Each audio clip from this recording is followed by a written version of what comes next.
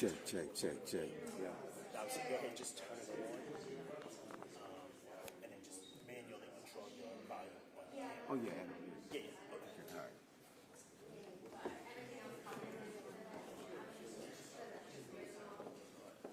Excuse me. Sorry. Go around. Sorry. Right. I just want to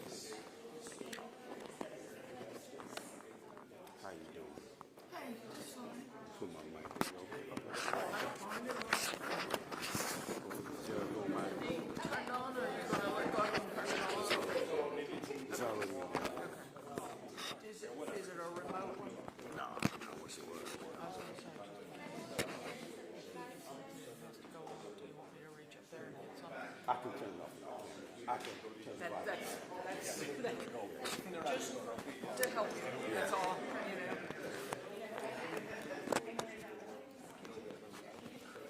I don't want any of us to, you know, take on. No one wants to be in the picture.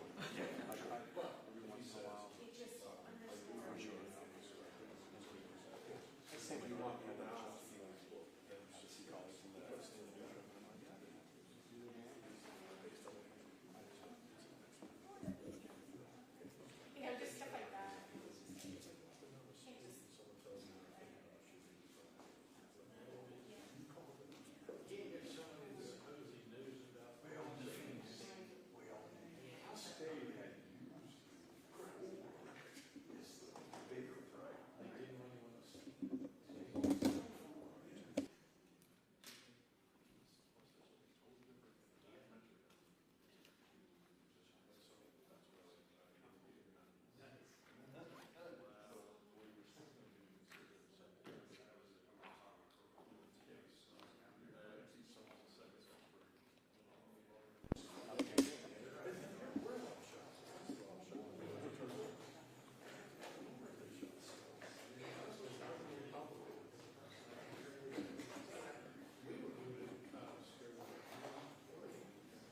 Was supposed to be small as this one. Whenever we get the new bigger courthouse and smaller courthouse. Horse County? Well, yeah, I'll go with the bigger courthouse. Well, when it was built, it was built for everybody. Different counties, so like it's It was just still Pike. Yeah, still Pike. I mean, we had everything downstairs filled with Sean, and then we got up there. And now, I mean, everybody's still here. Into another building that we just bought. I don't like it. It wasn't right even though it's done previously. But it's on the new one. Edmund's still here, so it's the common police, criminal divisions, and still here. Really? Everything's up. what's going to happen to this one? Nobody knows. Yeah, exactly. It needs a new roof. That sounded like it. Okay. That's gonna be a stage. Is that how you stand? Sorry, Mark. Just totally separate. But good for that. Good to have that little concert. It's gonna be a stage. Yeah. Everybody's here. The clerks, the civil science, prosecutor, they're all moving. Like I said, it needs to be built. It needs to be moved. Is it about that? Are we temporary until they can do a roof? They don't know what it's going to be. I don't know what it is. And I'm afraid that she's now, man, most people, when you go to the courthouse courtroom, it's not necessarily a good feeling. Sure. They just playing here. Yeah. So it's a little bit different for me. They said they want to take for us. They would love to take a hand. There's a big map downstairs. They want to say we're going to try to take a push. But I don't think Portland is big. So they have immediately. I said that's great, but I said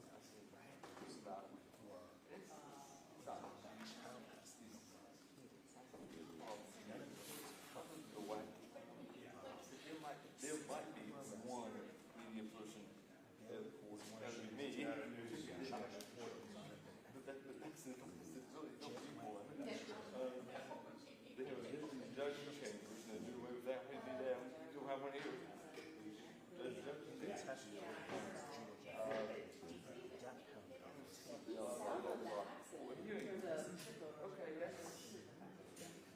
interesting thing. It's the only time we don't says we have two judges at the same time. How often does that happen? So, the commissioners, I think, are trying to act a lot of what we call wasted space. Because there's a lot of wasted space here, of course. You need to, okay? Better access from people, especially like. Right, it's one story, so there's not going to be any stage. Yeah. Right. So they got 2.5% of cost.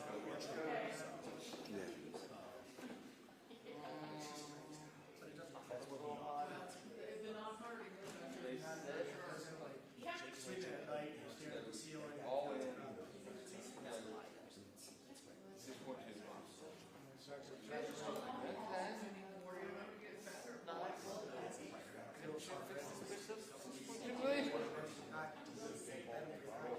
What they say is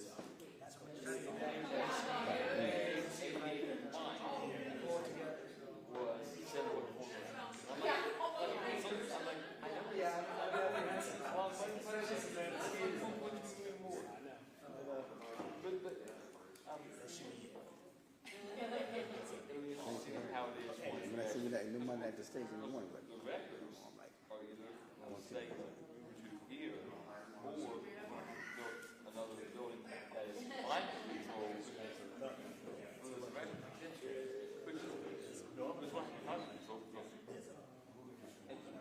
again, even in this place they show.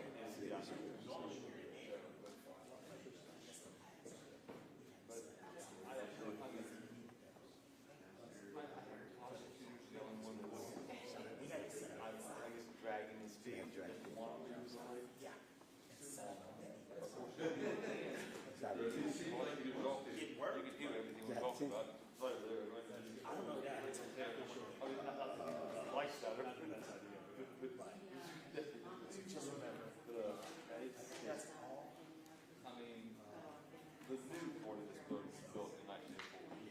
The new port. Tonight has a lovely. Oh, yeah. They redone the place a few times. We're saying, Walsh, what are you gonna do? Yeah, so you should see this sit empty and like. That's the big. That's the problem. That's the spot. You can't see it. That was a developer job, and it's turning into parking job, so. I know this county was up somebody, some county, I appreciate you good looking out, man. I'm like, We got it. I'll check in, oh yeah. we didn't get interior bathrooms until years ago. Outside the new building.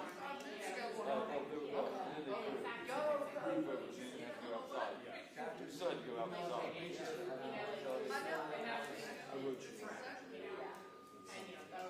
Good luck. Well, the thing is,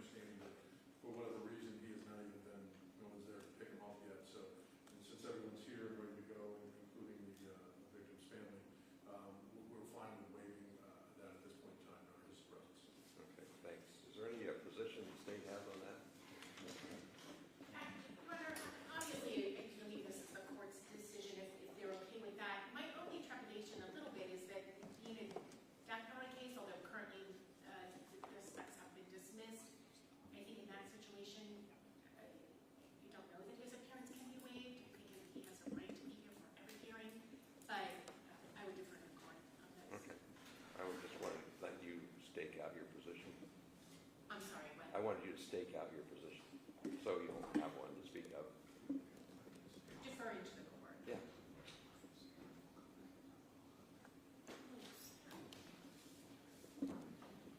Something else, Mr. Ryan? No, no, no. So it's a privilege and a right of the defendants to use or waive. I think he fully can. I mean, the circumstances of the death penalty case, like every case, need to be considered to their fullest extent. So I'm willing to accept the waiver proceeds. We can reconstruct the record if we need. It's how you want to handle it. So I appreciate the fact you want to be productive when it comes down to it, Mr. Collins, Mr. Hayes.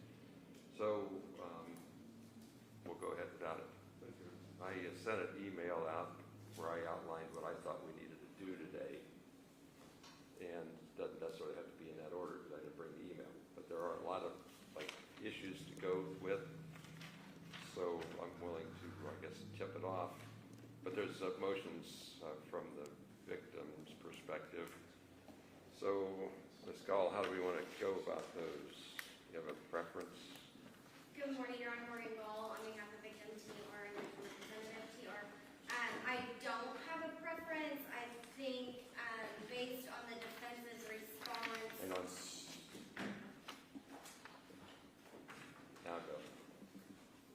Based on the defense's response, pointing out that there hasn't been a legal finding of TR as a victim, it probably makes sense to start there.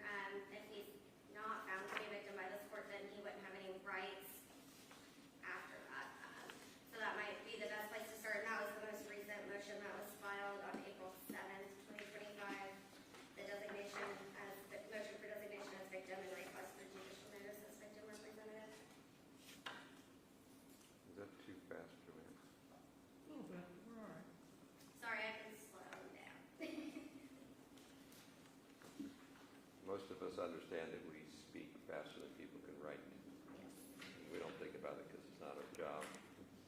I've suggested to the court reporter anytime she needs to stop the whole thing, she will. All right, just wave me down. So when Mr. Collins hands her papers while you're talking, it gets a little overwhelming. But we all do it inadvertently. No big deal. Did you get all that from everybody? Yes, sir. Thank you. So there was a response from the defense. We'll just take it in that order. You're welcome to go first with your motion with regard to victim designation. Okay, Your Honor. Thank you, and may it please the court. So I guess procedurally, it might make sense to go through how we got here. Judge Corbin did issue a decision denying the defendant's change of venue request back in November of 2023. Were we on victims representation? Yes, but they raised the issue in their response to change of venue, I so know, I but wasn't sure. I asked you to talk about the victim representation, not change of venue. Okay. Thank you. So the victim definition under Ohio Constitution, Article 1, Section 10 AD, and Revised Code Section 2930-01H is an individual who is directly and proximately harmed by the criminal offense. Victim TR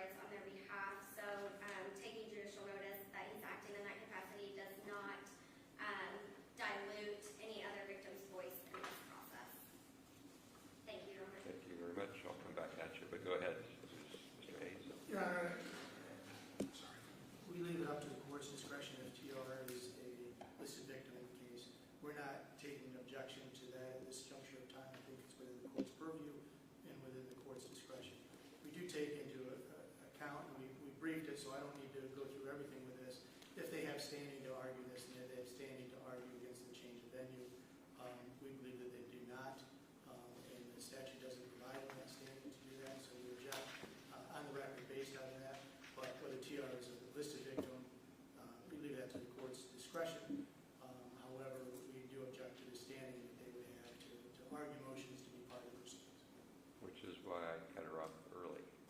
I'm sorry? Which is why I cut her off early when she went the other direction. Back to you, Ms. Cole. Your Honor, in response to standing, victims do absolutely have standing to assert their rights and challenge any denial of their rights. What are their rights? They have the right to be present, the right to be heard.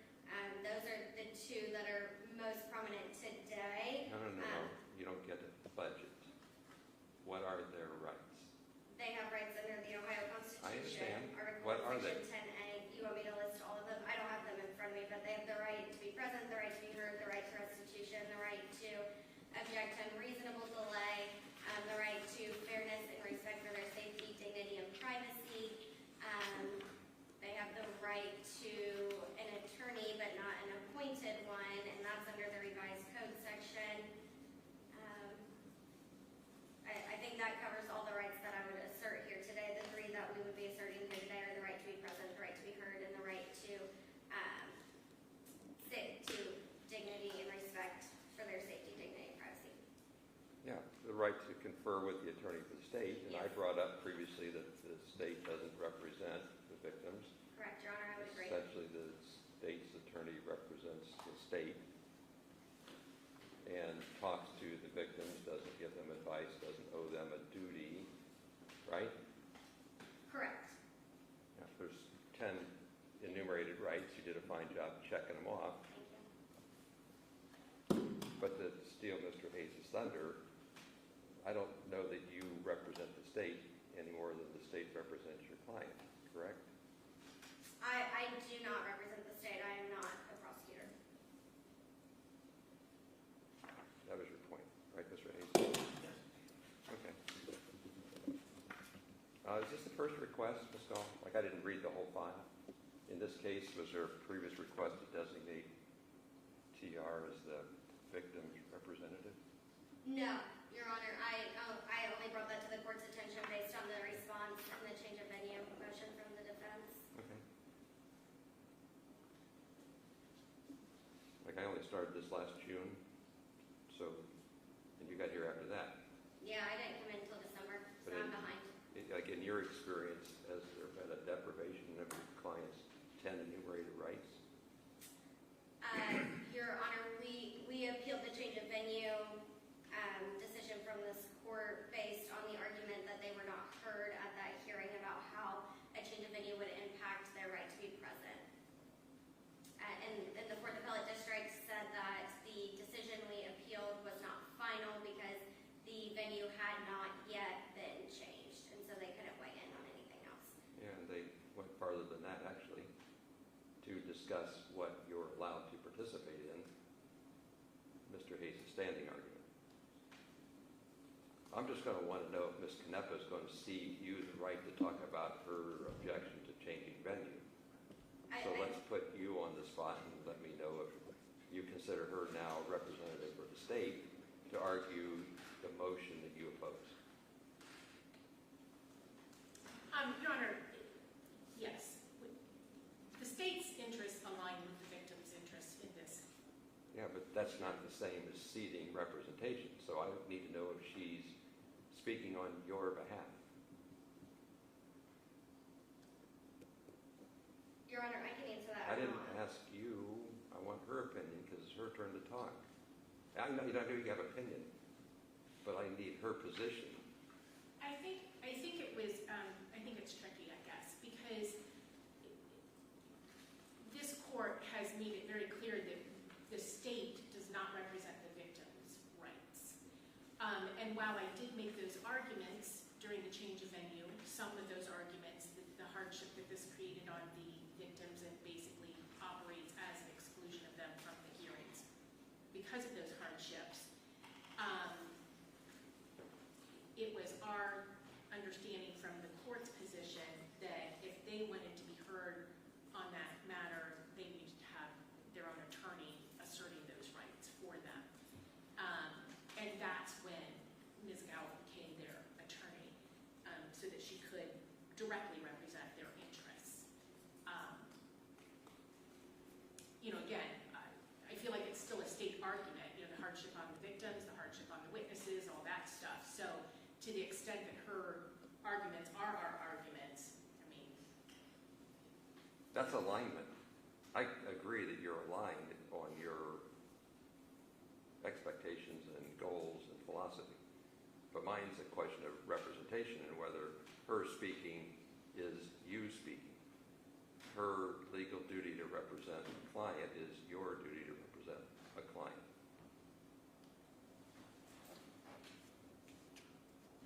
I mean, she's not appointed as a state's attorney, you know, representing the prosecution of this case. But, again, I mean, she is representing the victim's interest, which we also believe we are supposed to be asserting. So, I know I'm not answering the question. Yeah, and I'm not sure if it's a lack of knowledge or inconvenient because it's a huge deal with regard to who represents whom. Like, I don't want to hear a lawyer speak for some other party because they can't. The way you can't represent the victims, in my opinion, is the way the victim's attorney can't speak for the state. I have to look at one table and realize there's different clients. I do it all the time. So do you with regard to multiple defendants in trials simultaneously. Right? Sure. It's a big deal. And we can't blur this line. She's going to want to speak on reconsideration of a motion. And I got to decide if I'm hearing you when her mouth moves legally. Well, I do intend to provide supportive arguments in this matter. Yeah, but now we're back to the waffling. She speaks.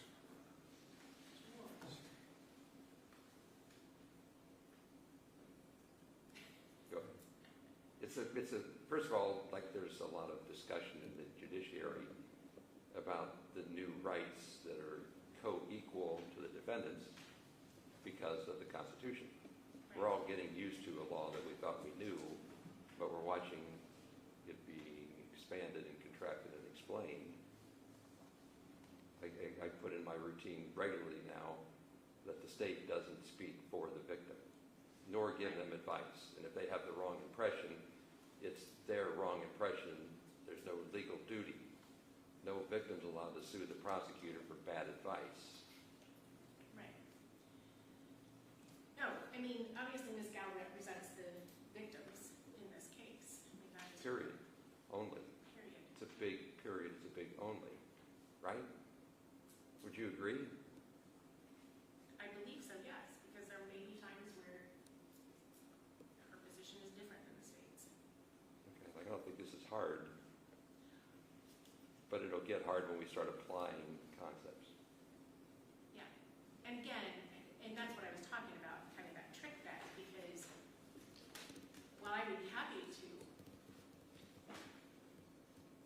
carry the torch for the victims, this court has made it clear that I cannot. But in order for them to... No, the law makes it clear. I'm just Okay. delivering the law. Okay. It's you're not a delivering the message. discretionary item. It's a huge deal. Okay. Because I get abuse of discretion thrown at me when in fact I'm just speaking what the law requires me to say. Yeah. But then in order for the victims to be heard and there to be any real meaning to that requirement, they have an attorney and she needs to be heard. And as far as I know, I've got to ask her again, she's had that opportunity. Like I try to acknowledge her every time she's gotten here and invited her to sit in the front when she chose to sit in the back. So there wouldn't be the impression it's a lesser relationship.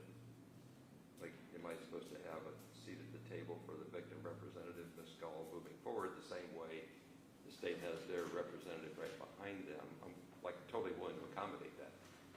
But like people have to talk to me about their expectation of their rights because if he's designated the victim representative, do I pull another table? Do I offer you another table and you get the choice? Like, I'm not trying to step on anybody's rights. I'm trying to get it right. But you have to talk to me about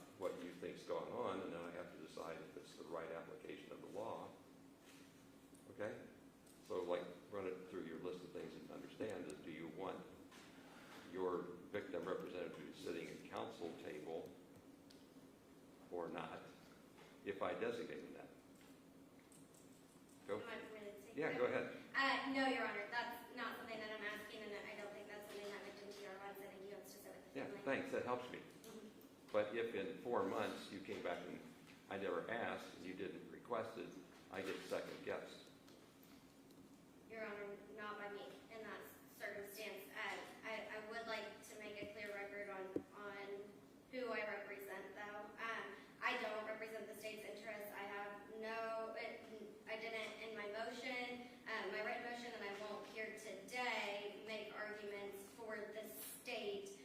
My sole purpose as the legal representative for victim TR is to make sure that his voice is heard, and the effects of a change of venue would implicate his right to be present at trial. There are hardships that the entire surviving family would see from that, and that's all I'm here to present today is that victim perspective. I don't think that there was an opportunity for that in the last hearing, and the appellate court stated in their opinion that appellant didn't ask for that.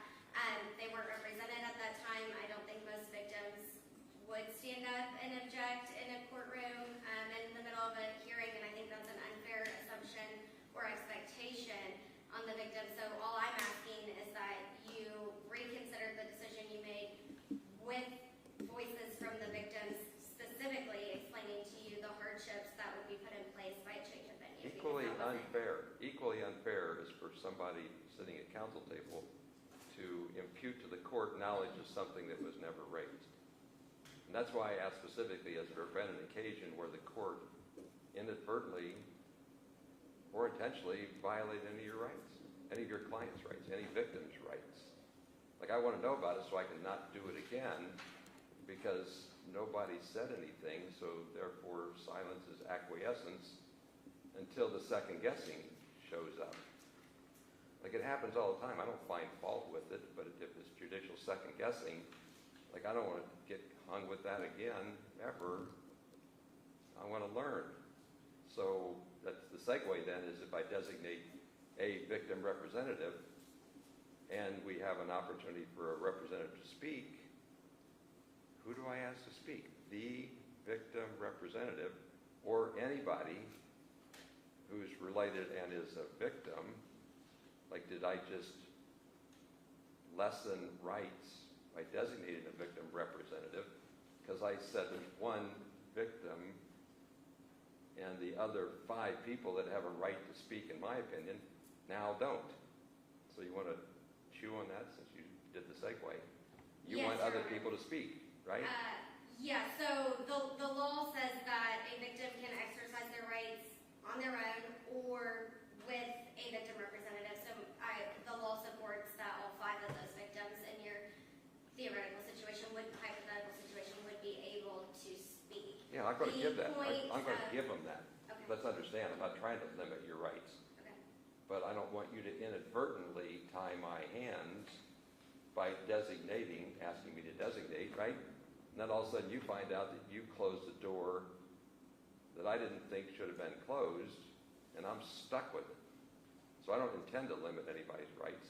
At the sentencing hearings, people spoke their minds forcefully and appropriately, right? And we're going to do that as long as it's appropriate. I just don't want you to inadvertently limit what I think is appropriate. Yes, Your Honor. Okay? The Yeah. victim's rights request form allows victims to designate a victim representative, and that victim representative can receive notice on behalf of them. Talking about this. Yeah, Right. so that would be my argument submitted, is that even if this court did take judicial notice that TR is acting as a victim representative, that doesn't tie anyone's hands as far as the rights that other victims can exercise with him or on their own. The problem with forms is they imply things they don't mean to imply. Because here they list a victim, singular, and then below it they say victim representative, which I think means an advocate or a lawyer. Like, I'm not intending to limit anybody's rights, but if the defense hears a lot of things that they think are damaging and wants me to say they don't qualify as a victim, then then I gotta get my hands wrapped around what you asked for and whether they're right. I don't have this form.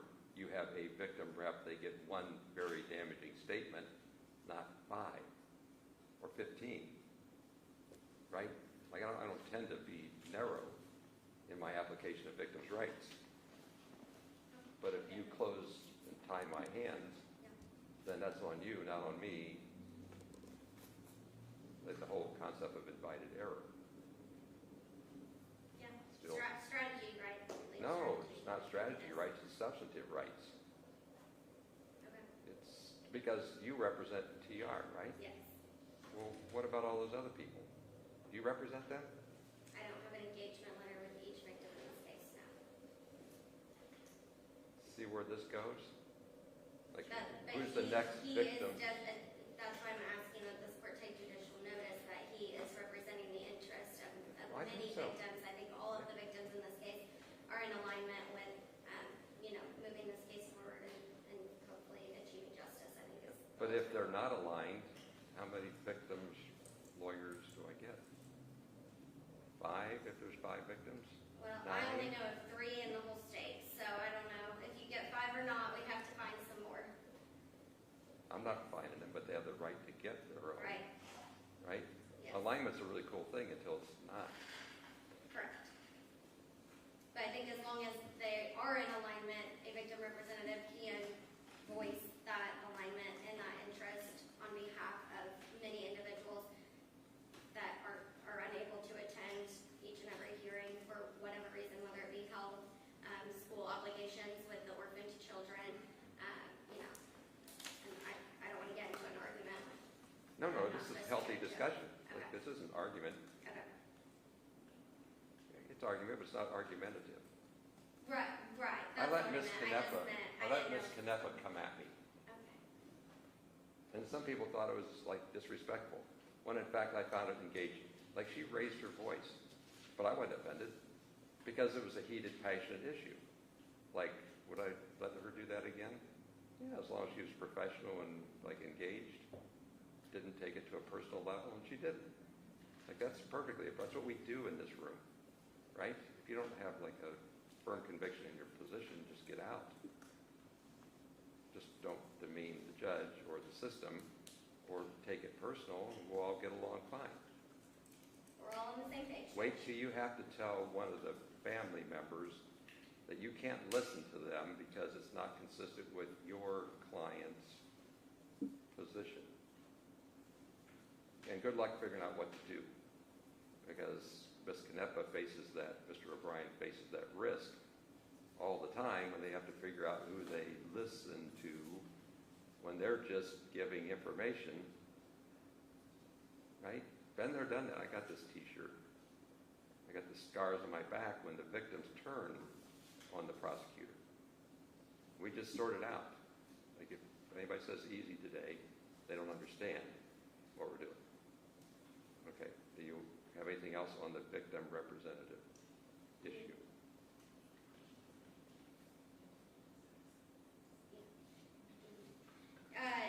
No, Your Honor, I don't believe so. Not at this. On that issue, like I'm going to give you a Yeah, chance. not on that point.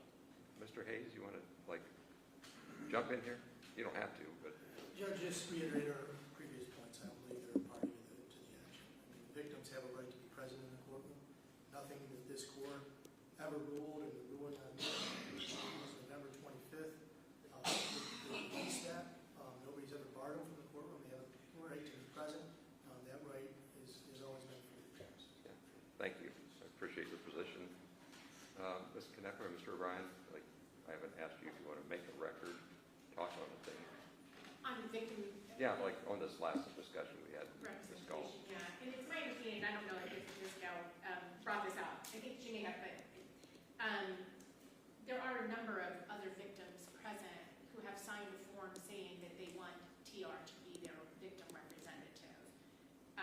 So, you know, to our knowledge at this point, there's no victim that is not in favor of him being the kind of spokesman. So yes, and I would say, you know,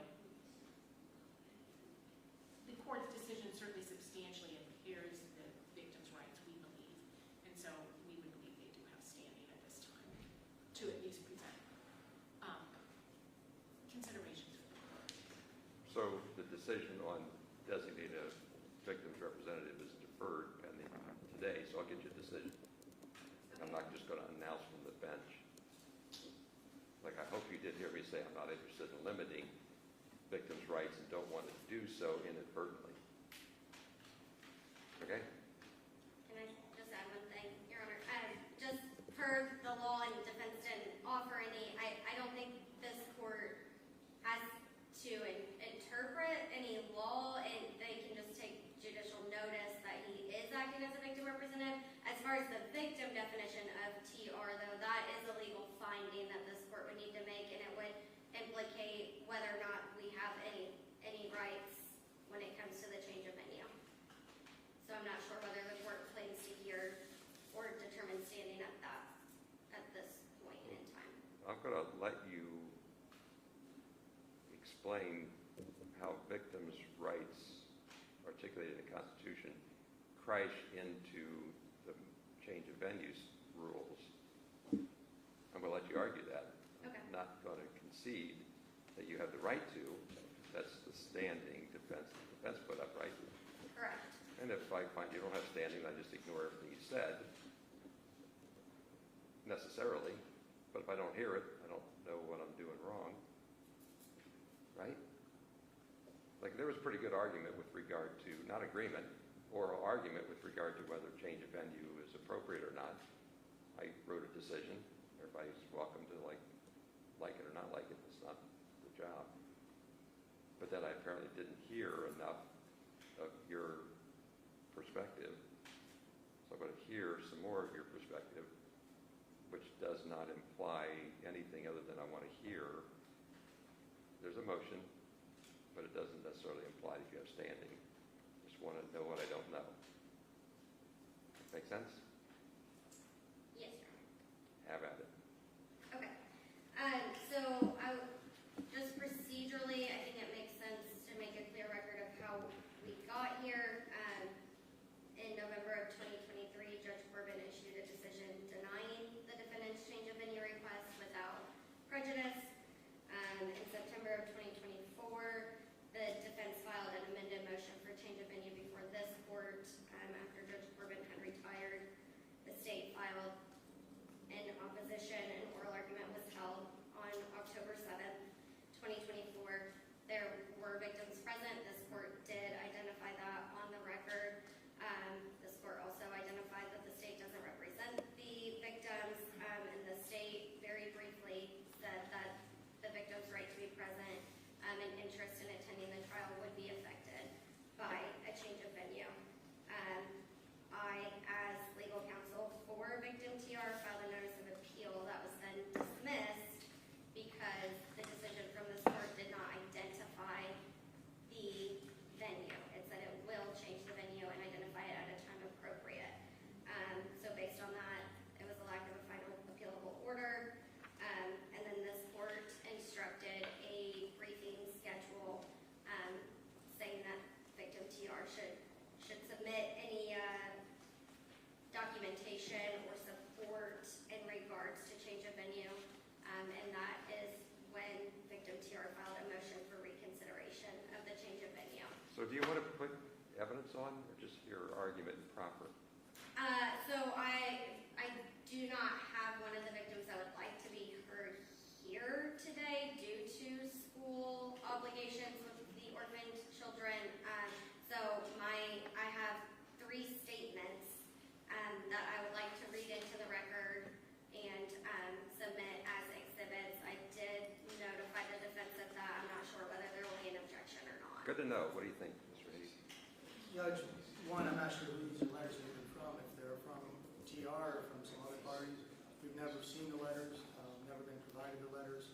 Just briefly before the hearing today, indicated she had some letters, wondered what our position is. So at this point in time, we would object. So you want to recess? Yeah. Okay. Do you have copies that you might be able to show? I do, Your Honor. I have 8 copies of each for the court and defense and state. So are they like marked with numbers? Not as of now. I can identify them as exhibits if the court would like. Oh, I don't like to. I have to. Oh. You're getting ready to introduce to the record, something the court reporter needs to be able to identify. So call them victim 1, 2, 3 or victim ABC or whatever it is you want. Put a date below it. They are each dated as letters, April 25th, 2025, but I can write the date on here too. That'll work. Okay.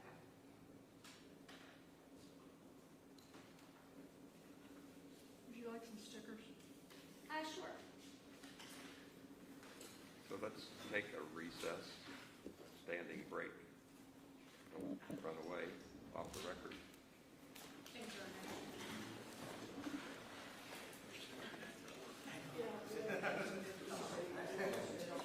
Are they just neutrals? They say they don't. They just say exhibit plain. Oh yeah, so write V, V1. something like that. Okay. Yeah. That way they're not Yeah, thank you. event, state, Yep. land, whatever. Was it mail? Okay, or the lobby center company. That's a lot. I think that's what that is. Right. Is that how you're thinking? Yes. So am I. The question is where'd it come from? No,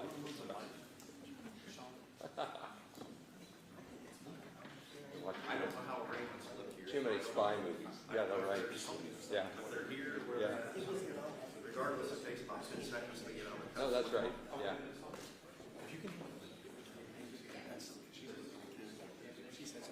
The haircut. So you want to just throw that over there? To make it fair? Yeah. To make it fair.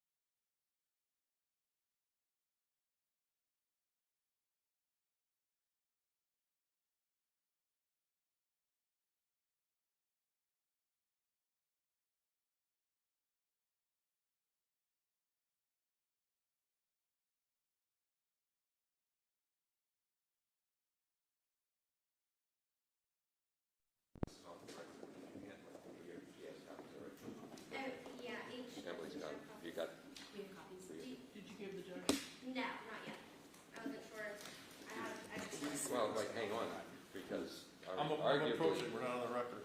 yeah, but We have plenty. arguably, you could say I'm not supposed to have those. No, get it?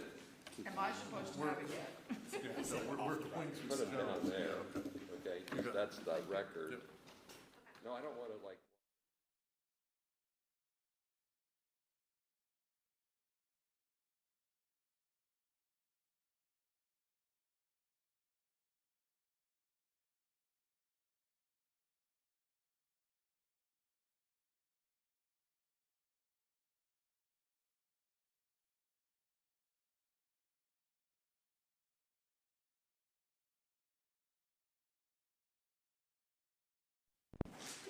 Eight or 10 minute break to organize the documents, so Ms. Gall, you're on the record, go ahead. Your Honor, we've already addressed standing. You said you would make a decision. So moving on to change of venue, the victims have the right to be present and heard any time there's a public proceeding and any time their rights are implicated. With relation to the criminal offense, their rights are absolutely implicated by a change of venue. We are, Which right is implicated? their right to be present. It's substantially impeded by a change of venue, specifically based on distance. We are not aware of what county this court is changing the venue to.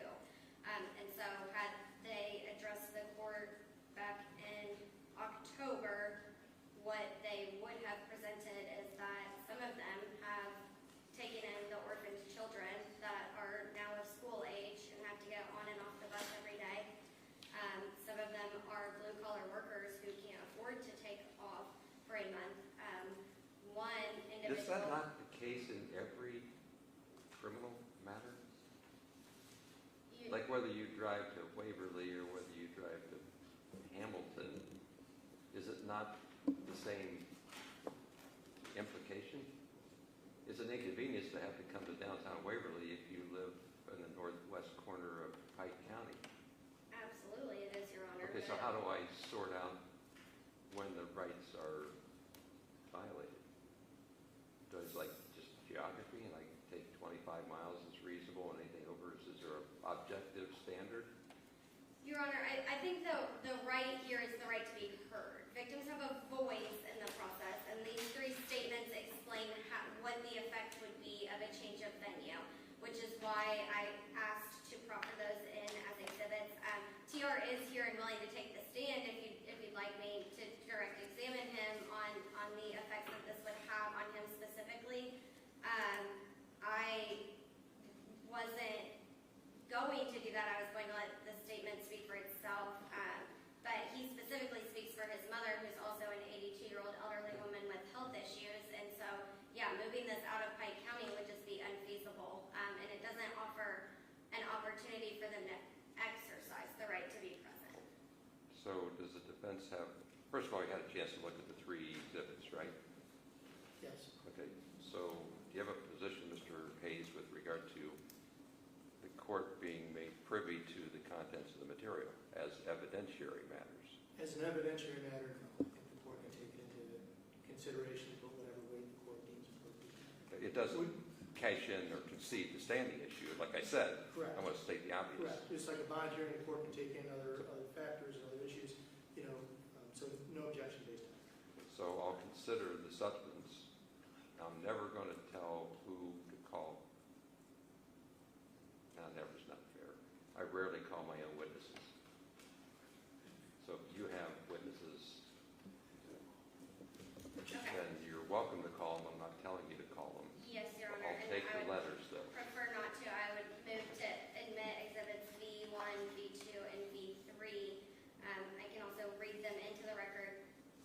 No, just give me the three, because Mr. Hayes is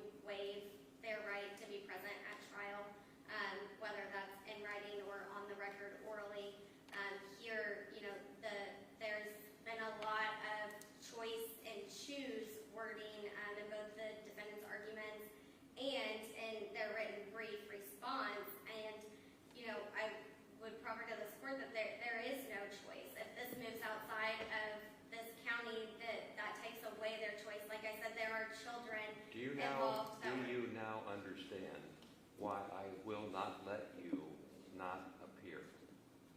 You said you were entering a limited appearance, but you wouldn't go to trial, and I refused that. So you have to show up. Do you understand why? Your Honor, I don't know that this court has the Oh, authority. no, I to totally do. You decline entered an notice, appearance. and I'll stop talking when I'm talking. With all due respect, you don't get the option to not show up. Because everything you're talking about that's so important has to be represented in the moment, not after the fact. If anything, I made a decision without you here that you later complained about. And I didn't even know was going to be the grounds for a complaint. So understand, it's in the record, now it's from my mouth, that you don't have the option to not show up. Every call of the court means you're here, period. I'm going to remind you that I have the authority to make your life very difficult for not honoring that order. Because this is too important for you to opt in and opt out, to say when you think you're needed and when you're not needed, because these are big issues in my world that can't go unanswered at the moment. So if you're not here, you have a problem. Because this is so important, you don't get to opt in, opt out at your choice. Got it? There's nobody in this room has an option as a lawyer to show up or not. Your Honor, respectfully, I disagree. I think that the decision that the contract that I signed with my client is for limited appearances. That's fine. We have 3 attorneys for the entire state. We don't have any funding for me to sit in a month-long trial. I cover 13 plus counties for the state, so that's just unfeasible. I also have a family in Cincinnati, so. It's a really good record to make. It's a really good record to make. Yeah. All of which I can't care about. Because what you just said applies to every other lawyer in the room. And me. At some point in time, our duty to the profession and to our clients exceeds our personal convenience and our staffing. Not my family, no, Your Honor. Okay. I get it. Good luck with work-life balance. My client can waive my appearance, and he has. He agreed in that contract, and that was what the limited notice of appearance was filed for. My client has the right to do that. Me and my client have the right to contract my availability, but I think we're getting off track. I don't know that that's. No. We're right on track. First of all, I'll tell you what I want to talk about, and then we'll stay on my track. And I respect your desire to have work-life balance, but the law is a jealous master. And we're going to get this right, because you showed up after the fact and complained about things I didn't do when you weren't here, and the whole second guessing can't happen moving forward. I'm giving you the privilege to ask me to reconsider a decision I already made. It's a privilege to hear it, because I want you to advocate. But you can't advocate after the fact again. I don't know where you live and have a clue about children and family. I'm happy for you. But work-life balance is like a mirage. It's totally mirage. Now you have to go talk to your management. But I brought this up and it's on my list to make it really clear. Like Mr. Collins not being here without explanation for trial, he knows better. He 100% knows better. Like if you want to have a limited representation agreement with your client, that's between you and your client. I got nothing in that, because I don't represent the interest of your client, you do. Right. And I'm not going to have second guessing after the fact with you gone. You're on record. And you want to withdraw and your client wants to sign off, then that's a different deal. But a limited representation is not happening on this case in this instance. So I'm just going to tell you that I already ordered your appearance all the way through. Figure it out. We're not going to trial next week because we're stuck in the Court of Appeals. But when the case goes forward, the more lawyers, the better. Your Honor, I'm going to assume that my client's going to have standing then, at this point. Oh, no, they don't have to have standing to be a I'm not sure I would represent their interests in this case if they don't have standing and I can't be heard anyway. So I guess I'm still waiting on a So if I say there's no standing for you to argue on behalf of the state, you're saying your client's no longer a victim? I don't want standing to argue on behalf of the state. I want standing to assert my client's rights and any denial of those rights, which is the right to be heard when it comes to a change of venue that implicates their right to be present at the trial. Okay, let's go back and let you finish now on the merits. Okay. So they have the right to be present. I don't know that there's any indication or objection that they do, but that comes from both the constitutional amendment and the revised code. And all appellate districts and the Supreme Court that have taken up the issue of a victim's right to be present for the entirety of trial have issued in favor of victims being present.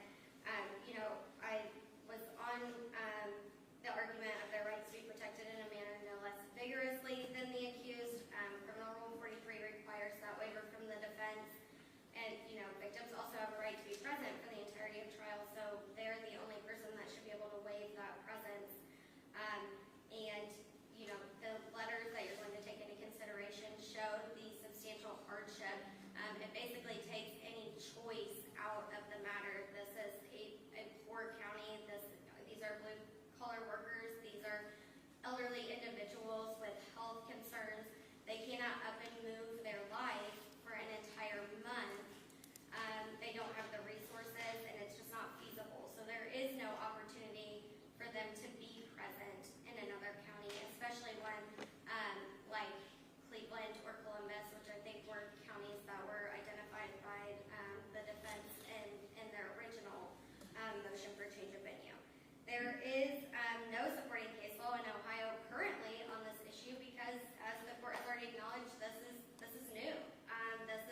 We're in a stage where the victims' rights are up and coming. They're just now getting to the appellate courts for interpretation after the Ohio Constitution went into effect in 2018. There is a very in-line case from New Jersey that I cited in my motion. It was a capital murder case. The victims claimed that they could not, the surviving parent victims of the child deceased victim, claimed that it would be an entirely too much of a hardship for them to go to and from a different county that would cost them about 2 hours on the road each day when they had other young children to care for at home. In that case specifically, the state and defense had originally argued a change of venue. The trial court had granted it, and then it reconsidered based on these statements. They were affidavits in that case that were submitted by the state on behalf of the victim. And the change of venue was reconsidered and moved back to the original site or county. So I think that specifically is in line with what we're asking this court to do here, and it's to consider the victim's hardships in the change of venue realm. Again, on that choice, I don't think there is one in the circumstance. There were, eight individuals who were murdered in this matter. That affects a lot of surviving victims.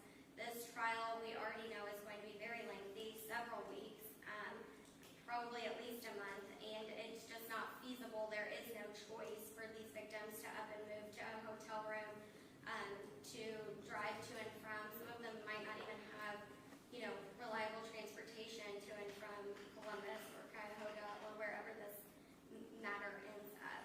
So I do think that I know you asked about a 25-mile radius. I don't think there is a perfect answer, but I think that the further away, the more hardship that there would be for the victims in this matter.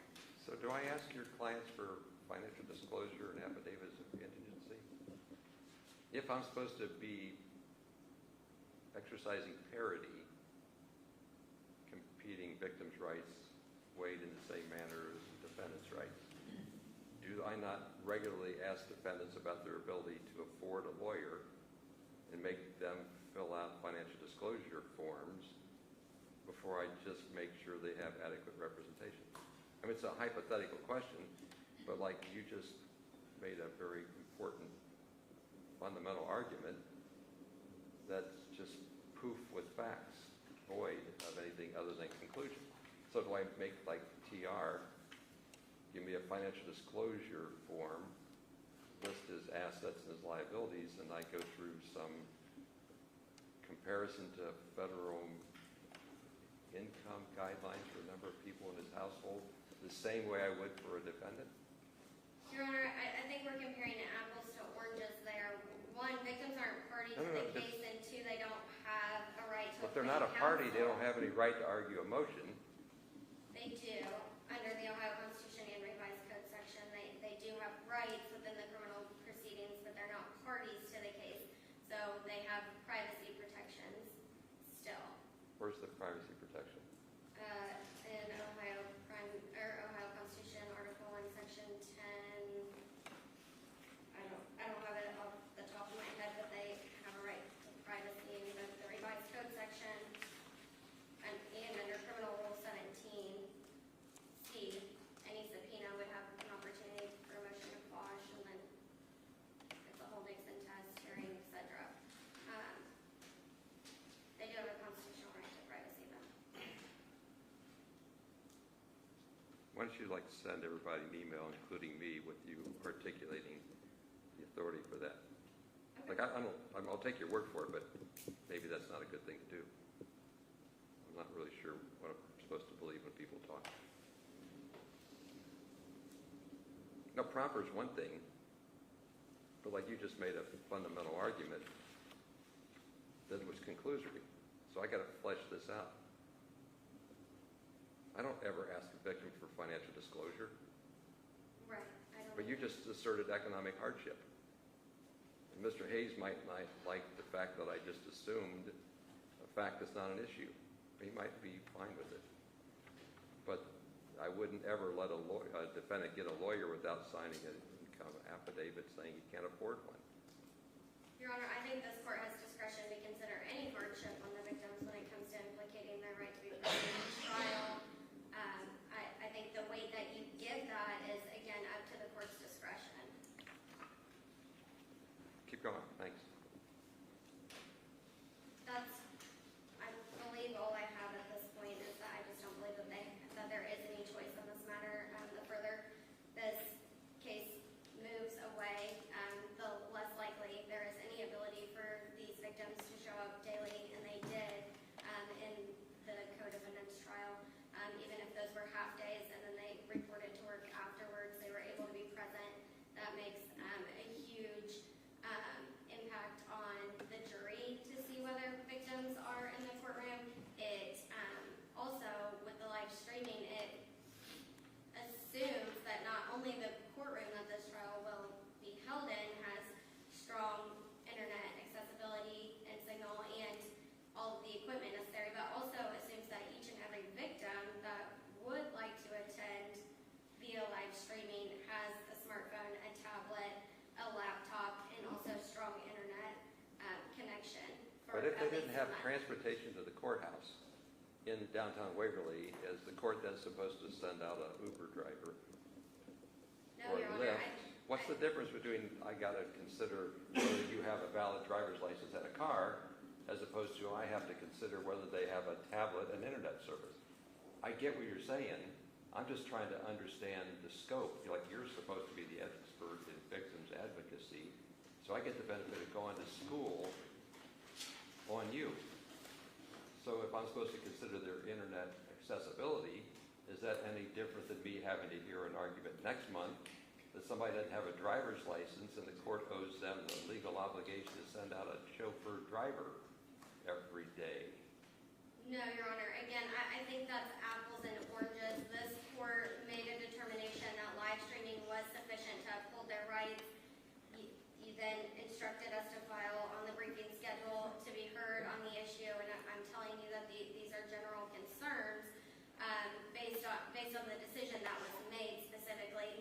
No victim is asking this court to afford them an Uber. Again, they're not a party to the case, and they don't even have the right to appointed counsel, so I don't think this court has any financial obligation to them, but it does have a legal obligation to uphold their constitutional and statutory rights. And so that's where that right to be heard comes in. And I think, again, there's a difference between a victim being expected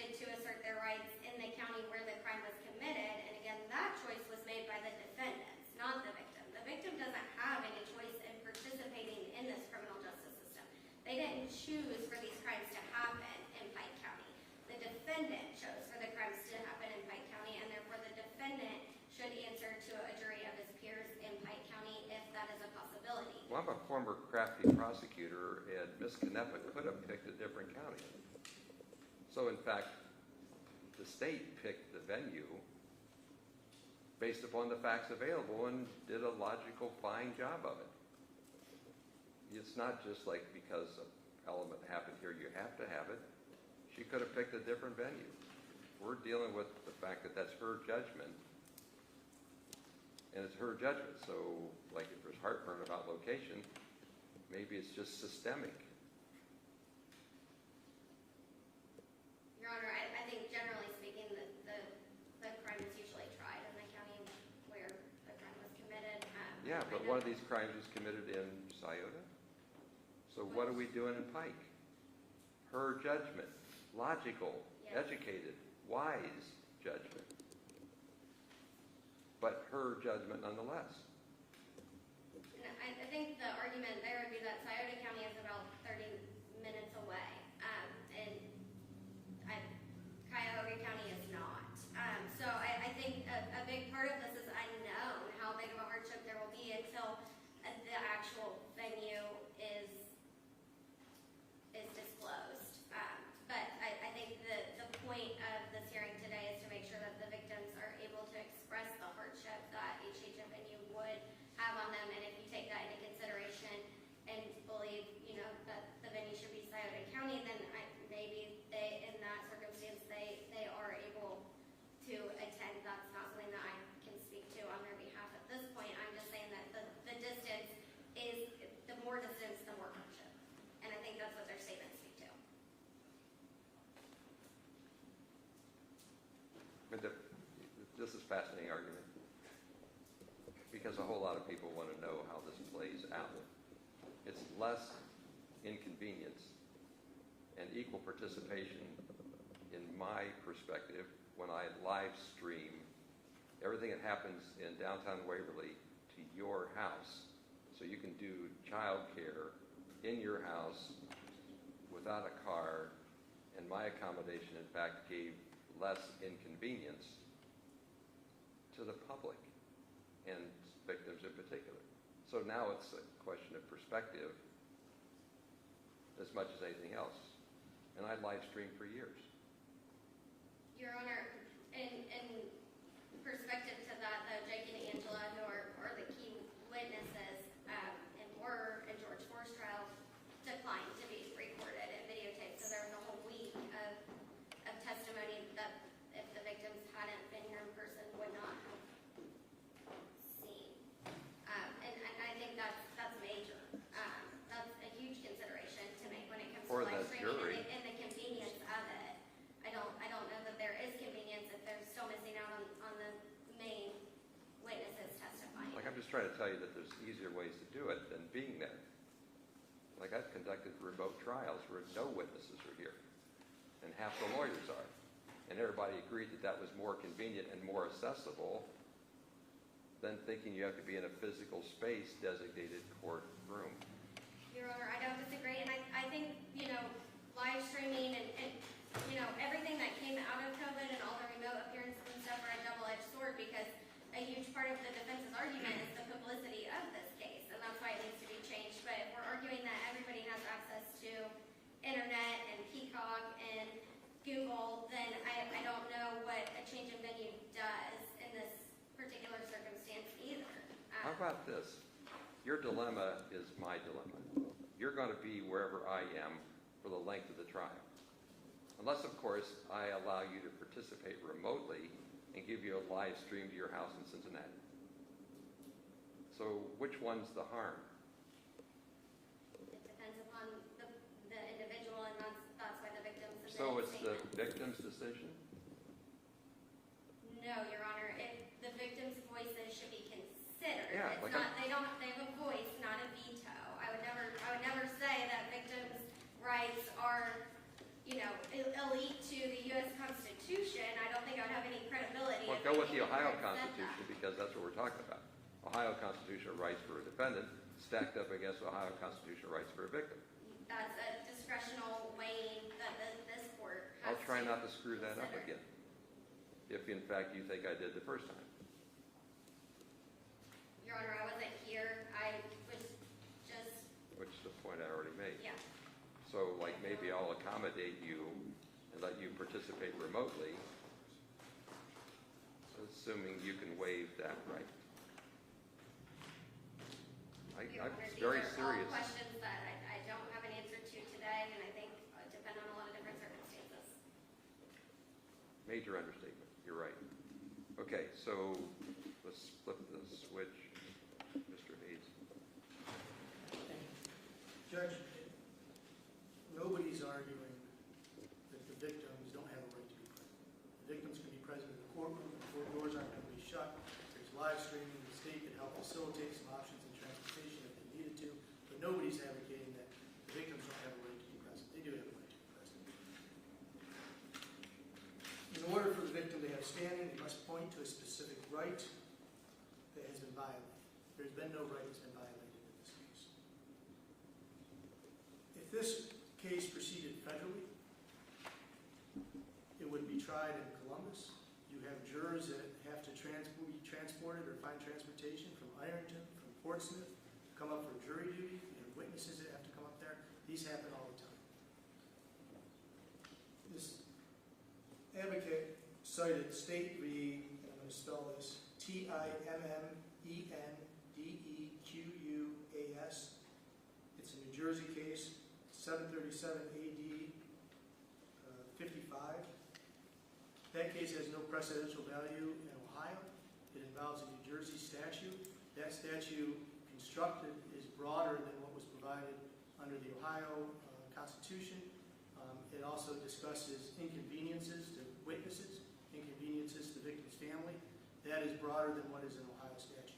But at no point do the listed victims have the right to choose where the venue is, to choose where this case is going to be tried. We discussed, and I don't think I need to go through everything that was founded in this court's November ruling. The homicides that occurred in Pike County touched the heart and fabric of this community. It touched everybody. It's a small community. We've argued that. And if there is any example, any circumstances in Ohio, I've been practicing over 30 years, Mr. Collins has practiced longer than that. I can't think of where there would be another example for a change of venue in this case. And especially, this isn't the first trial. This would be the second trial in this county. But we've argued that, we discussed that, we talked about the saturation of the market and the individuals here. In reality, if we started to do a trial here, would we try to push through it? Is that going to give us the right to a fair trial at that point in time? Then we have to step back and then reschedule and reevaluate our schedules and our dockets, and it would just be extremely difficult to do. There's no way we can have a fair trial here in Pike County. So I ask the court, and we'll incorporate our previous arguments, our previous motions to the court. Even the advocate recently stated, we want the jurors to see, the victim's family. Well, that is an inconvenience. That's to try to change the balance of the scales here to give the state an advantage on that. So, Judge, we incorporate our arguments. I ask the court to not have a change of venue. I think with this hearing, and I think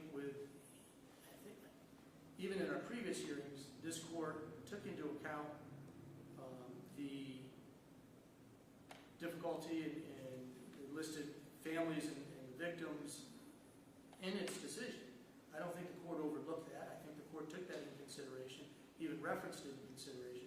I don't believe there's any abuse of any discretion of the court, and I can't picture another case that would have a harder argument for a change of venue than this case. Thank you very much. Do you want to make any record, Ms. Canepa? If the court pleases, yes, I would like to.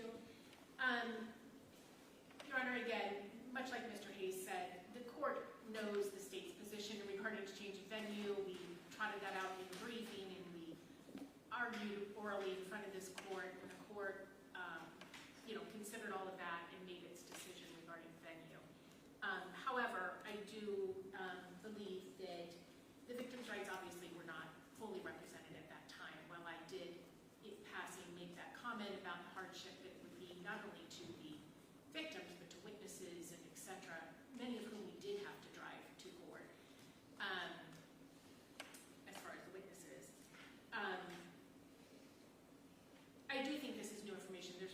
why maybe the state shouldn't be representing the victims, because I am not as educated and as proficient in all the victims' rights and the statutes and the case law surrounding their rights as Ms. Gall is. So I would ask the court, we sincerely appreciate the opportunity for the victims to be fully heard today.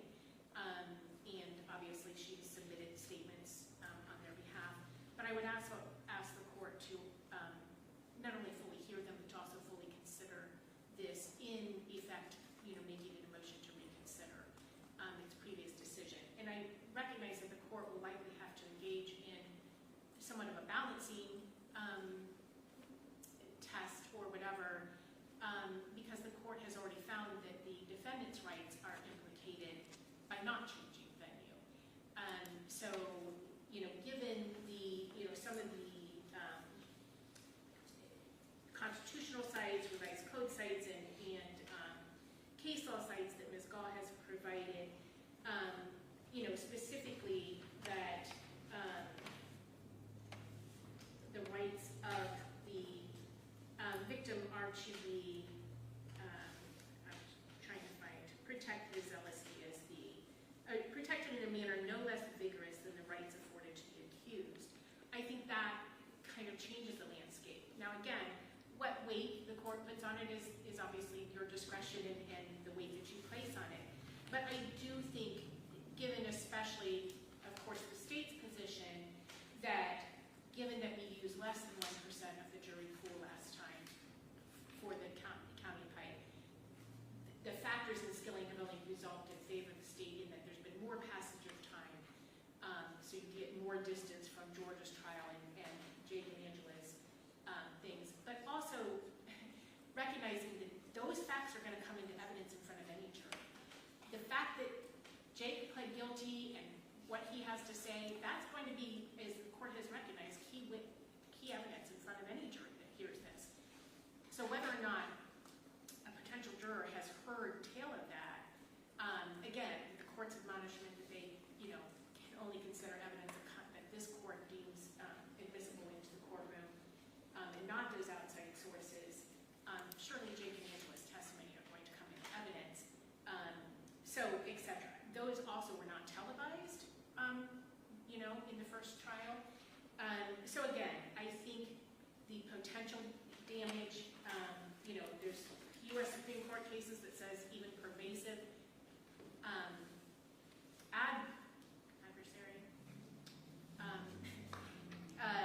adversive publicity does not necessarily parlay into a presumption of prejudice, right? So we still have the opinion that the court should go through those cases and try to do a searching and careful voir dire, especially because of the victim's rights that absolutely would be impacted, Your Honor, and adversely impacted to the point that some of them will not at all be able to attend hearings that they have a right to be present for. And there is a difference in televised, right? Because they can't converse with the prosecutor in between. They can't observe the jury. They can't observe the defendant. They can't hear statement of witnesses that elect not to be recorded and televised. So does the prosecutor now, as a matter of law, have a duty to consider venue vis-a-vis victims? You had options with regard to venue. And in some cases, the options might be in a pattern of corrupt activity halfway across the state. So does that then put on the prosecutor, Mr. O'Brien's long-time career, to consider victims' availability to the courtroom when the prosecutor picks the venue? If you carry this out, is that what you're saying? I think that would be a likely factor that you should consider. I mean, we certainly consider where the evidence is, where the witnesses are, where, because you want to be able to optimize your ability to effectively prosecute somebody. Quality of the investigative agency, court facilities, all those, no, it's all baked in there, let's just admit it. 100%. We look for effectiveness, we look for convenience. How many times have you shopped judges don't answer out loud? Right? We all do it, we all know it goes on, it's not wrong. I'm just trying to decide if now you're taking on another legal burden as the state's representative to consider victims' rights when you pick the convenient venue where you have a much better chance to obtain a prosecution. We all get shot. It's not wrong. Yeah, I mean, again, how much weight that carries is at the end of the day, or, certainly not the single deciding factor, right? So just, I'm going to hear you say, yes, you now have to consider victims' interests when you select venue. That's my conclusion of what I just heard you say. Yeah. Okay, that's fair, that's part of everything. I don't know if I agree with that, In this but case, the, 3 of the 4 crime scenes are in Pike County, and at the time, we thought the 4th one was. And so it made most logical sense for Pike County. And that, thankfully, also aligned with the victims, because their family lived in Pike County, as most of them did, not all of them did. given the oddity of the investigative resources available in Pike County at the time, it might have been better not to investigate this case here. That's just like a rhetorical question. Yeah, I mean, ultimately, we need to as prosecutor, I need to make sure that the judge is going to agree that venue is properly placed in whatever county we select. But you don't lose the indictment, you just lose the venue. But it was awkward, to say the least, when the local investigative agency wasn't appropriate to be involved because of third-party anomalies. You weren't there, I just heard about it. Right. I look at most of the world from your chair. I only spent 3 years over there. I spent 14 years over there before I came over here for 27. All these perspectives are valid. I'm not going to take on the duty to consider victims' rights if I'm a prosecutor when I select venue, until you all sit over there and yell at me for not considering something that you wouldn't want to consider either. I think if you had a choice to not have this case in Pike County at the time and gave it a tactical evaluation, you might have considered going to a different agency in a different county to try to get all the help that you couldn't get here because of the anomaly. You did a fine job with what cards you were dealt. So this is all argument, but people watch these arguments and want to know, some adjoining prosecutor is probably glad you picked here. Oh, for sure. Yeah, no doubt about it. Nobody all the asked. counties that didn't get picked are happy. Nobody asked for this. You involved other counties with regard to investigations far-flung to steer clear of the anomaly. If you thought you could have just landed in one county and not had to deal with the far-flung, that would have been even easier for you. Yeah, I would say convenience to the prosecutor is probably the last thing to be considered, however. That's a really good public statement to make. It's true. That's subjective. What else you got? I would also note, Your Honor, that the first trial was live streamed, and yet the victim still chose to be here, which I think is a very good sign to the court. The value that they place on that right to be present is they did have the ability and the convenience of just sitting at their house and watching this, but they chose to be here. And as this court knows, that was an extremely long trial. From when the evidence starts, it was 2.5 months of testimony, not to mention the selection of the jury. So there's no question, Your Honor, even obviously Mr. Hayes agrees that they have a right to be present. I would agree that there is no substitute for being present. And while we appreciate the court's, thoughts on how to try to solve some of those issues, we submit that that's not sufficient to that they have this strong desire to be present, and that anything other than being able to be present. And I don't think that the court, I understand what the court's getting at. Well, how do I know this is going to be a financial impact and blah, blah, blah, blah, blah. Obviously they're not asking the court for court-appointed attorney or anything else that the court needs to make that assessment. I don't think it takes much more than common sense, though, to believe everything they've written in here, right? That, one of the victims talks about,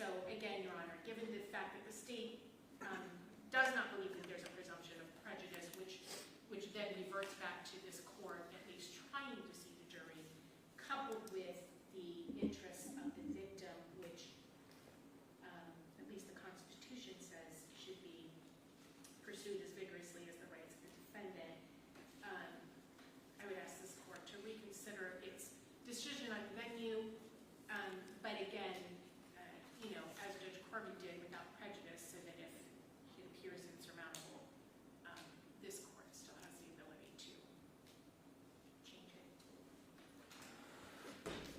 I'm not going to run around the room again to let everybody rebut, so I'm going to move on. And maybe the rest of it goes a lot faster. I mean, honestly, Ms. Gall, this is what I wanted to hear, because you're the specialist. I had lawyers ask me one time why I would grind them so hard when I would rule in their favor. And I told them after the fact that I grinded them really hard because I wanted to see how good their argument really was. So if you thought I was grinding you, it doesn't imply that I'm opposed. It doesn't imply anything. Like Ms. Canepa coming at me, and me going back at it, that's how we get better. Right? Yes, Your Honor. So like, don't misunderstand body language or figure, whatever that means to you. On the list was also the question of severance. So we got to back up before that because there's a motion with regard to other acts, evidence, other acts. We argued this before. Memory serves me right. January we had discussion. I think I gave like 14 days and 14 days, and Ms. Anstead, you made a compelling argument and gave me a list, if I remember right from my notes. But I didn't want to get to things if you still wanted to brief or be more specific. So I just want to close that book. Thank you, Your Honor. We have researched the issue of severance, some case law on the issue. At this point in time, we're not planning on filing a motion for severance. There's a lot of interaction between that issue as well as 404B issues that we'll continue to object and raise issue to as proceedings go along. But at this time, we're not anticipating filing a motion. Okay. I kept your list from the last time where you sort of gave me, these would be appropriate. Like I'm going to still have that in the notes because I was the one asking how this plays out because you're asking me for a really nicely wrapped, tightly defined other acts decision. The basis, and the basis that I provided at the January date was founded in the 404B philosophy and the rules under that under 404B, which we believe will be able to achieve our goals, our strategic goals, our legal goals through arguments under that rule and the case law under that rule. As far as filing the severance motion now, strategically and based on some research, not prepared to file that at this point in time. Are you withdrawing the 404B motion? No, Your Honor, we're not. Okay, so I'm right back where I was. Because I brought up severance in the context of how do I give you this tightly defined, well-answered 404B decision, and it all depends on what the elements of the offenses are. Like, you don't have to change your position. I'm just saying I'm back where I was when I brought this up. And I don't intend to change the position, although this is an ongoing, it's a motion in limine, the 404B motion. So this is something that will be continued to be evaluated and argued as we go based on what evidence is being presented or attempted to be presented. So that conversation will continue. But with regard to a severance motion, not anticipating filing that. Thank you very much. Mr. Ryan, you want to run this? On that issue, Your Honor? Yeah, on severance. Well, I think as long as they haven't filed a motion and don't intend to Yeah, but I asked for it, which I'm allowed to do. So, like criminal rule 14, the context is they want me to say what's admissible testimony with regard to other acts, and other acts immediately implicates what the charges are and relevance. So like they get hooked together. They're Well, at least my thought is, Judge, that other acts will come in whether or not there's a severance or not, because of part of the ongoing conspiracy that occurred, and therefore they would be admissible under 404B whether or not there's a severance. okay. Now, am I supposed to let Ms. Gall argue on behalf of criminal rule 14? I don't believe so, Your Honor. Why not? Because she's in here for the victims, not a party. That's an issue that relates to the issue of severance and/or 404B. What do you think, Ms. Gall? Your Honor, I am not educated on this motion to sever. There wasn't a question, it's whether you It's have not a... something that I plan to weigh in on. I think that this doesn't implicate a victim's rights. Victims don't have a right to present evidence at trial or try the case. Okay.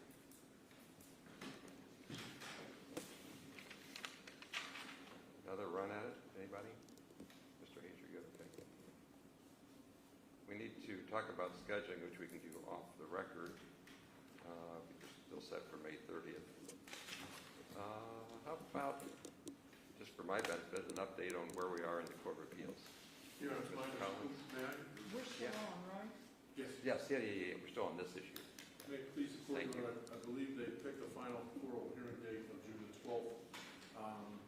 That was agreed to, I believe, by the government's appellate attorneys and our other co-counsel, Mr. Goddardam. And I asked Mr. Goddardam in terms of, in this type of appeal and this type of urgency, what he believed the result would be. He believes there'll be a decision within 30 or 60 days, but he qualified that by saying, however, I'm usually wrong on those things. So, but because of the nature of this appeal and the urgency of this case that the court has put on there, but yeah, the oral arguments are due the 12th. He believed the decision would be made within 30 to 60 days after. If I might address that, Your Honor, Yeah. I'll take it over on that estimate. But then, the over, Your Honor, depending on them, what happens is if they rule in our favor, I'm sure they're going to appeal to the Supreme Court, vice versa, I'm not sure. But, and then again, with the victim's right advocate, who knows in terms of what gets appealed there. So, but just the basic information, June 12th of the oral arguments, and hopefully a decision will be within 60 days. So this court doesn't make available documents online, so it's hard for me to snoop or actually find out what legal issues are going up. All the assignments of error start out the trial court erred. I'm good with that. It's just how we do it. So in the interest of not erring, I was trying to figure out whether anybody argued invited error, which always circles me back to the dilemma between where you sit and where I listen. So was that even briefed?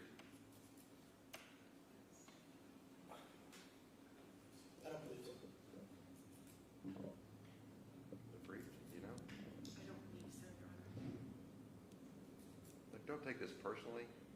Like, I like lawyers, maybe because I are one, and we think alike or we're trained alike, and I tend to believe what you say, but I'm getting hoisted on the Court of Appeals pewtered for doing what you said you were going to do, which I consider to be like invited error. Now, I'm okay if they don't consider that invited error. I'm 100% good with knowing what the Court of Appeals says because I follow what they say. But moving forward, I always have the ethical dilemma, professional dilemma, of whether anything you just said for the last hour and a half is anything I should believe. Nothing personal. We do it all the time. Our professional representations, our character, our ethics have meaning, hopefully value. You know, I extent that at the moment, you don't have a motion to sever. And previously, you answered my question about what could be a place to sever. And you're walking it back, but you could resurrect it later. I get motions in limine. You didn't do anything wrong. But if I'm supposed to be driving the bus and have some idea where we're supposed to be going, you don't have to like it, but I pick the direction. Because I get stuck with the trial court erred. If I drive the bus, or if you drive the bus, it's always I erred. So like I'm more proactive, strike that, engage, no, attentive, to where the bus ought to go. And I will continue to do that, because in the end, we got to be ready, and Mr. O'Brien might be right on the over. Not a betting man, but that's a pretty prudent wager, perspective, or whatever. They got more than one case too. And so does most of the lawyers in the room. So I will wrestle with the professional dilemma of believing what I hear. Anything else on anybody's list? Yeah, just two minor things to update the court. First is with regards to our client's hearing deficiency. Through his family member, we bought a device that we thought would cure that. It did not. I then met with an audiologist in Columbus, Ohio, explained the product, explained what was going on, and then called the Pike County Jail, both the medical department as well as administration. They don't have someone who regularly will assess hearing, but through Ohio State has a program that goes into the prisons on a regular basis in some jails. And I was able to obtain an audiologist who will go in on May 7th, as long as I'm there, to have the hearing check. To give the court an update, it's probably about $6,000 to $8,000 for the hearing device that the audiologist thinks would probably be necessary along with a microphone. So I want to make the court aware of that. And then Pike County indicated that as long as one of the three of us was with them, that they would accommodate the best they could in that assessment. Normally they send the people out to be assessed at a different place, but they didn't seem inclined to want to do that in this case. So I believe the Ohio State audiologist will go on May the 7th. So you're saying it's an employee of Department of Rehabilitation and Corrections? It's an employee associated with Ohio State, and they... Ohio State University. Yes, Ohio State University has a clinic that provides this service to county jails as well as to prisons, I believe, as well. So they have some type of relationship with that. That's as far as I've made it. The audiologist I was initially working with works with veterans, and they contacted the Ohio State individual and said that, yes, they've done that before, and they would not have a problem doing it. So, are you aware of this issue, Ms. Canal? I mean, Mr. Collins, brought it to us, our attention. Yes. He's been very upfront. And I know the court said you might make some inquiries. And I guess it's the responsibility of the jail to provide medical. I mean, the bottom line is, speaking of indigency, his family is not poor. It's not. Could be accused of being millionaires. He is. Family is not the test. He is. Well, carry this out, because now do I have to get an affidavit of indigency from the victim's family? Well, only No, I when- get what you're saying. The only reason I said that is because Mr. Collins made a comment, I think, in his email that he couldn't find a family member that would finance this. Yeah, no, I don't. But- His family's got nothing to do with it. They got no legal obligation. I think when he's in custody, I think the jail is responsible. Yeah. So here's my answer, because I did what I told you to do. Nobody that works in a jail thinks he's got a problem. No, so you can do what you want to do, and I'm happy you're proactive. Like, I totally like this. But at some point in time, the question's going to come down as like a convenience or a necessity, right? Like, from a practical standpoint, nobody there has ever experienced, charted any hearing deficiency. So in their world, they're a little skeptical. Understood. Just so that for the court's background, from the day we first met him,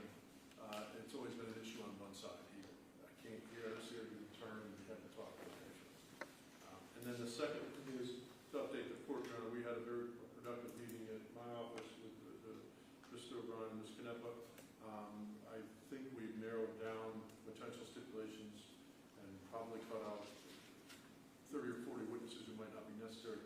I would only ask, the government was going to provide us with those. We would like to try to get them in writing and then to make sure our client signs off on those.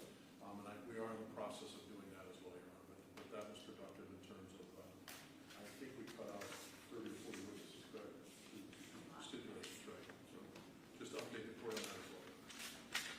Music to my ears, or at least one ear. Anything else? No, Your Honor. Thank you. From the state, Ms. Gall, anything? Okay, so let's go off the record and find